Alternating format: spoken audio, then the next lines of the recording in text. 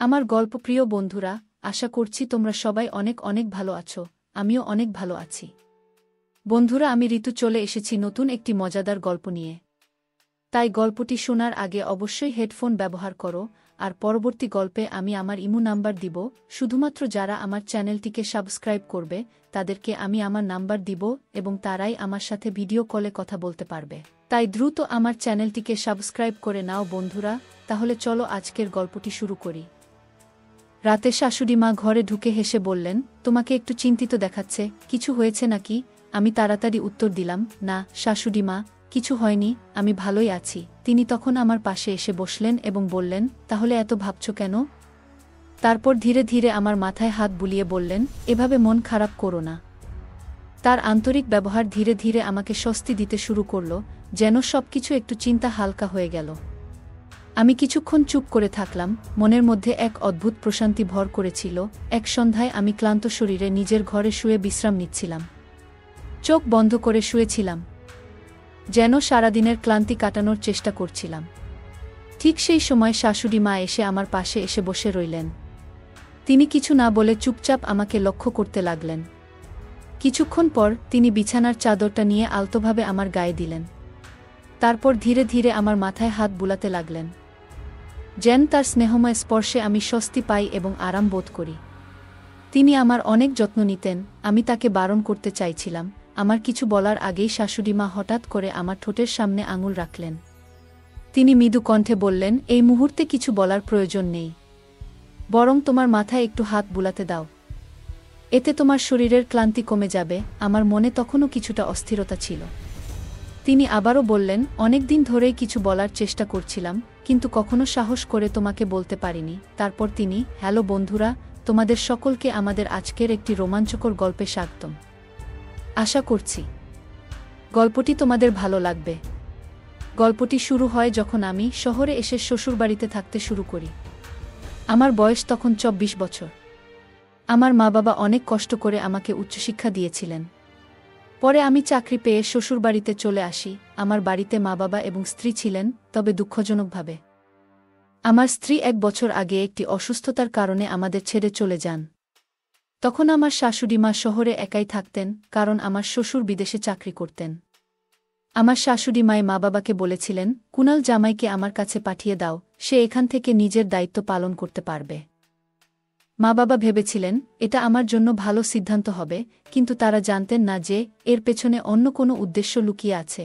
আমি আমার মা বাবার কথামতো শ্বশুরবাড়িতে থাকতে শুরু করলাম এবং সেখান থেকেই প্রতিদিন আমার কাজের জন্য বের হতাম। শাশুড়ি মা প্রথম থেকেই আমার সাথে খুবই বন্ধুভাবাপন্ন আচরণ করতেন। তিনি প্রায়ই বলতেন, তোমার শ্বশুর বাইরে চলে যাওয়ার পর আমি একদম একা হয়ে গেছি। আমার একমাত্র মেয়ে, তোমার স্ত্রী, চলে যাওয়ার পর আমার অনেক ইচ্ছাগুলো অপূর্ণ রয়ে গেছে। আমি প্রতিবারই শাশুড়ি মাকে শান্ত করতাম, বলতাম, আপনি চিন্তা করবেন না, বাবা শীঘ্রই ফিরে আসবেন।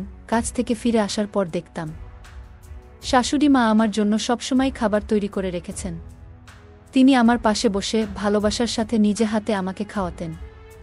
শাশুড়ি মায়ের এই যত্ন দেখে আমি খুব খুশি হতাম এবং ভাবতাম, উনি আমাকে কতই না যত্ন করেন। দিনগুলো স্বাভাবিকভাবেই কাটছিল, তবে ধীরে ধীরে আমার শাশুড়ি মা মাঝে মাঝে রাতে আমার ঘরে এসে থাকতেন। তিনি কখনো কখনো আমার মাথায় হালকা করে হাত বুলিয়ে বিশ্রাম নিতে সাহায্য করতেন, যা আমাকে মাঝে মাঝে একটু বিভ্রান্ত বা অপ্রস্তুত করে দিত। শাশুড়ি মায়ের বয়স তখন মাত্র 38 বছর ছিল, কিন্তু তার স্নেহময় আচরণ সবসময় স্বাভাবিক ছিল। আমি রাতে প্রায়ই একটু দূরে থাকতে চেষ্টা করতাম, যাতে নিজেকে অস্বস্তি থেকে বাঁচাতে পারি। তাকে আমি অনেক সম্মান করতাম, কারণ তিনি আমার বউয়ের মা, মানে আমারও মা। আমি একজন সাধারণ মানুষ, আমারও আবেগ ছিল। যখন শাশুড়িমা আমার প্রতি যত্নশীল হতেন, মাঝে মাঝে ভেতরে একটা ভিন্ন অনুভূতি হতো।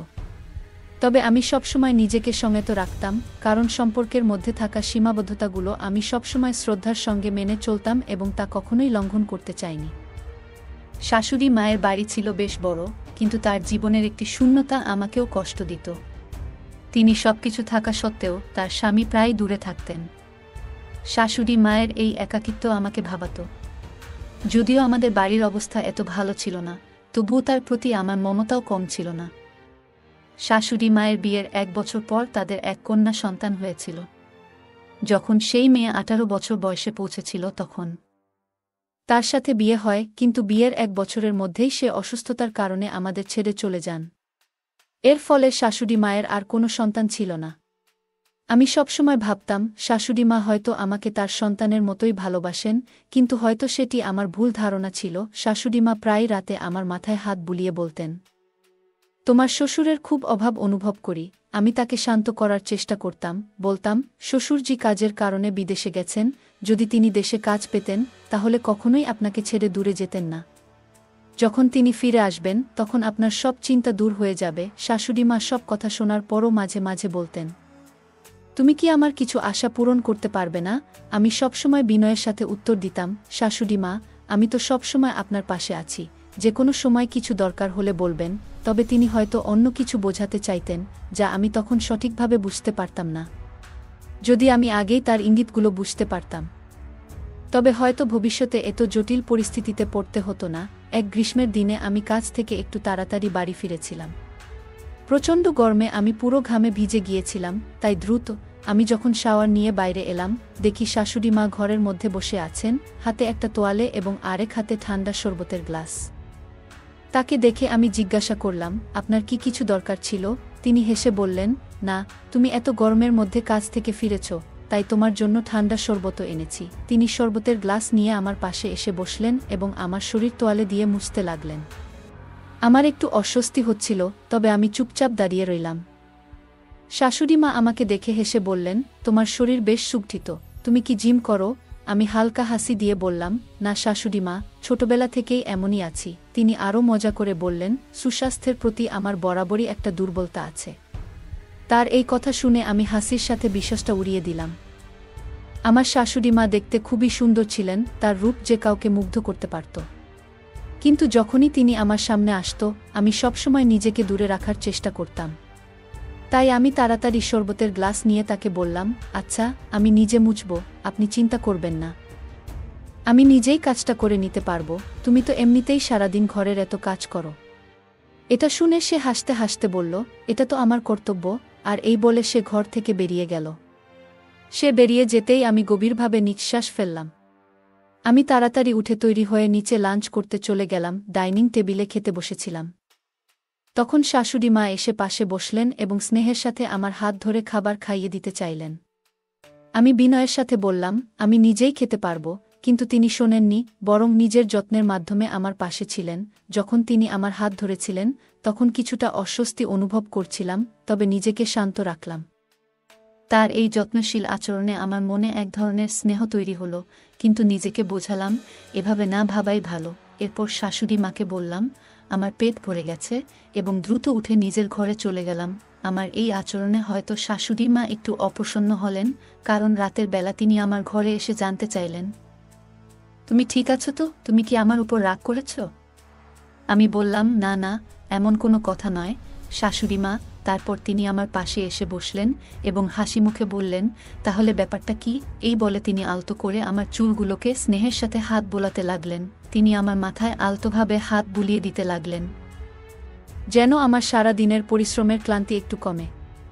অফিস থেকে ফিরে এসে আমি সবসময় একটু ক্লান্ত থাকতাম।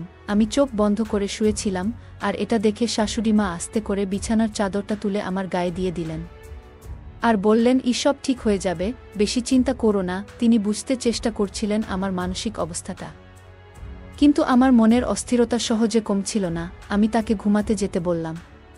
তিনি হঠাৎই আমার ঠোঁটে আঙুল রাখলেন এবং বললেন, তুমি কিছু বলো না, আমি তোমার মাথায় আলতোভাবে হাত বুলাতে চাই, এতে তোমার ক্লান্তি দূর হবে, বললেন তিনি।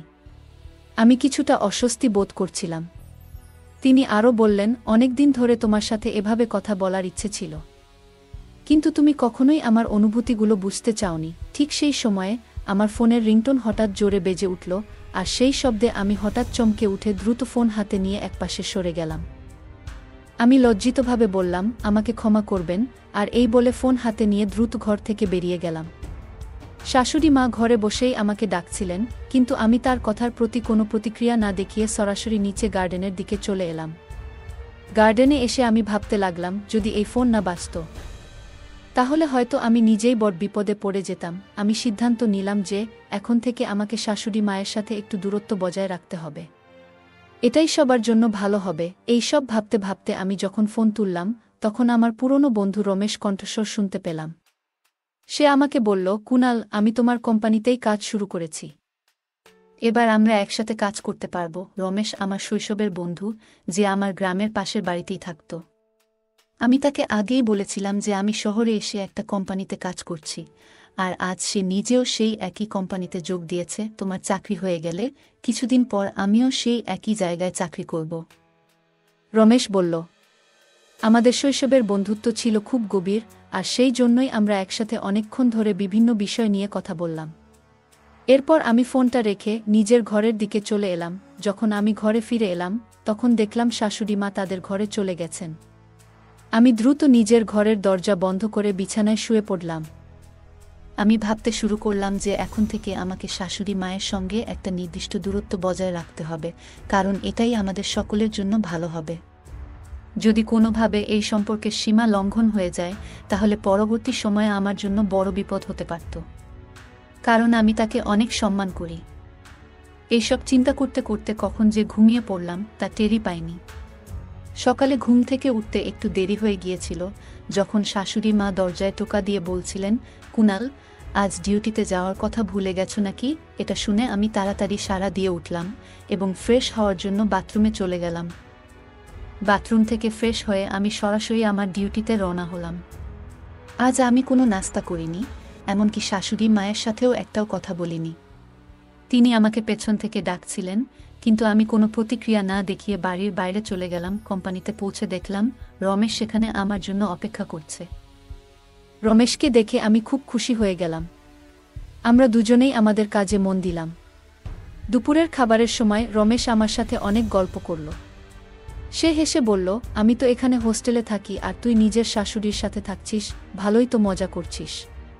তুই তো বাড়ির রান্না করা খাবারও খাস, আর আমি হোস্টেলের বাজে খাবার খেতে বাধ্য হচ্ছি।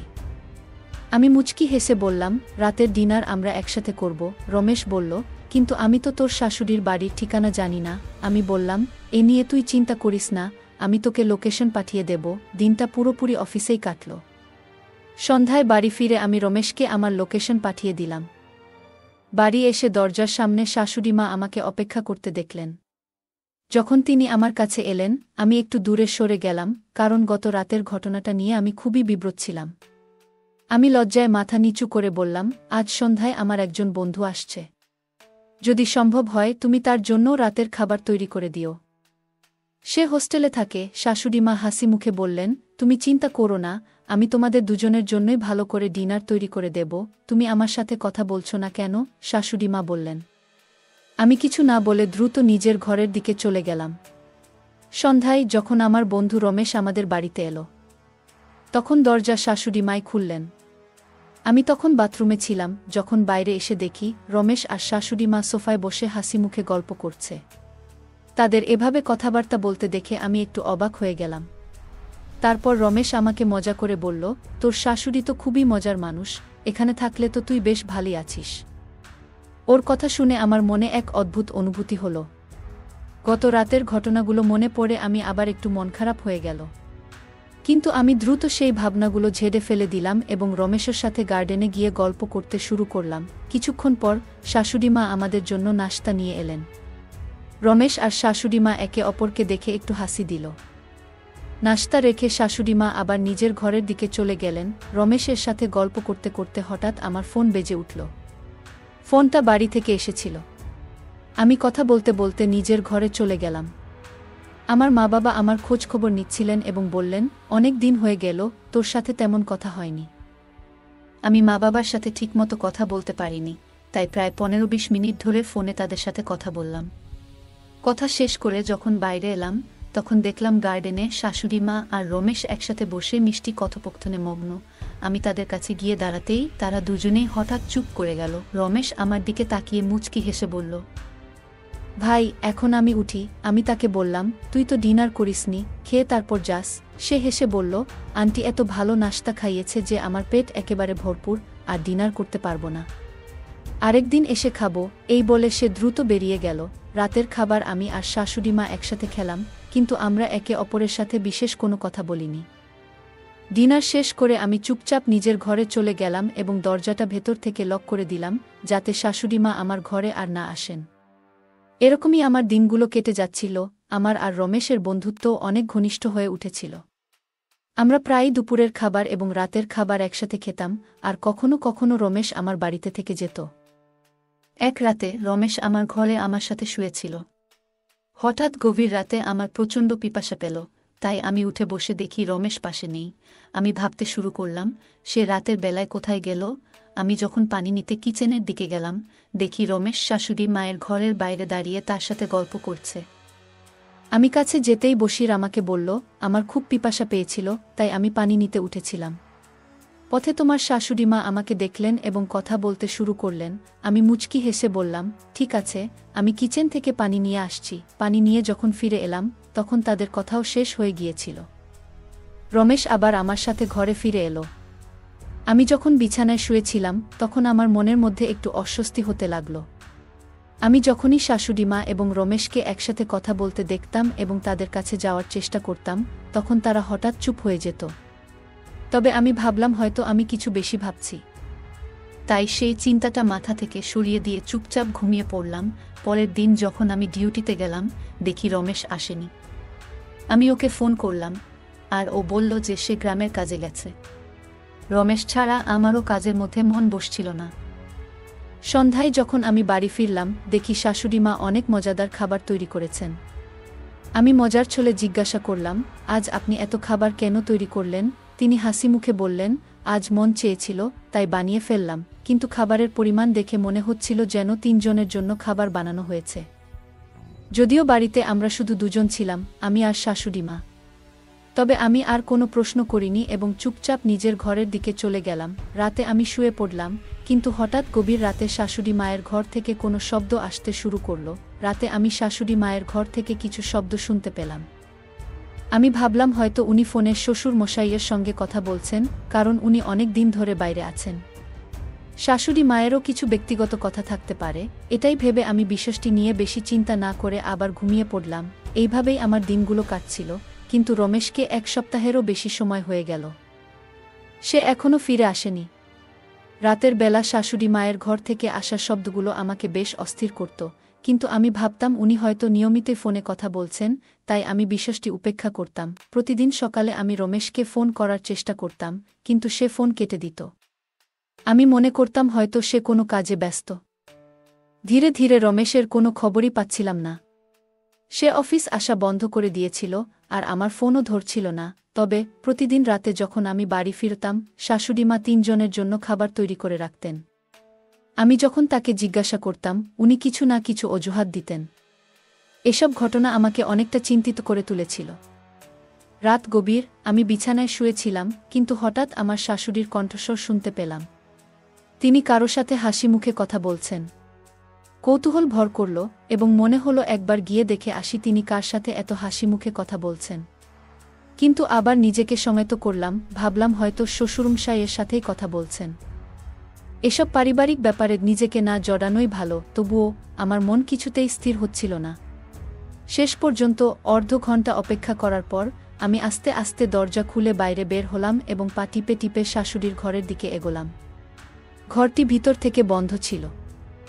আমি জানালার পাশ দিয়ে উকি দিয়ে দেখলাম শাশুড়ি মশাই কারো সাথে কথা বলছেন। আমি শুনতে পেলাম তিনি বলছেন, তুমি তো ভালোই কুণালকে বোকা বানালে। নিজের নাম শুনে আমি বিস্মিত হলাম এবং ভাবতে লাগলাম, এই মানুষটি কে হতে পারে।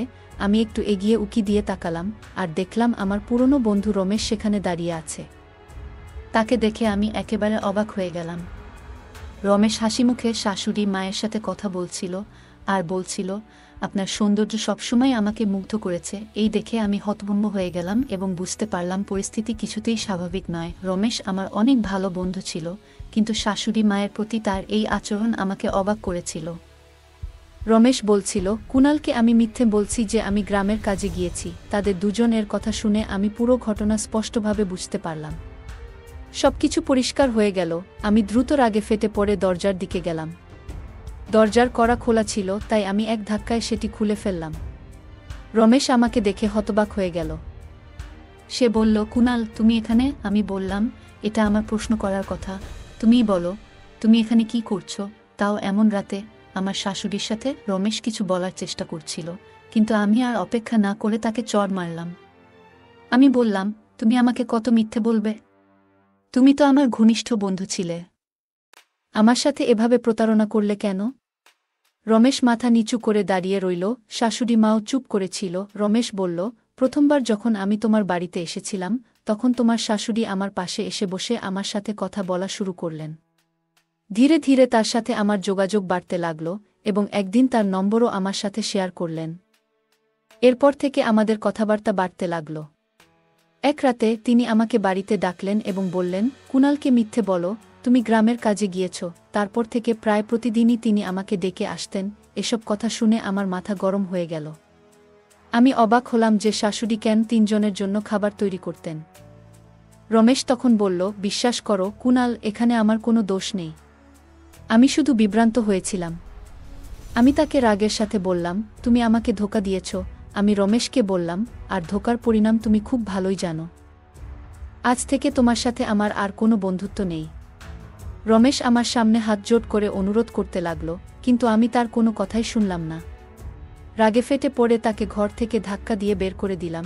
এরপর আমি শাশুড়ি মাকে বললাম, আপনি এই কাজ করার আগে একবারও ভাবলেন না? আপনি বিবাহিত, আপনার নিজের স্বামী আছে।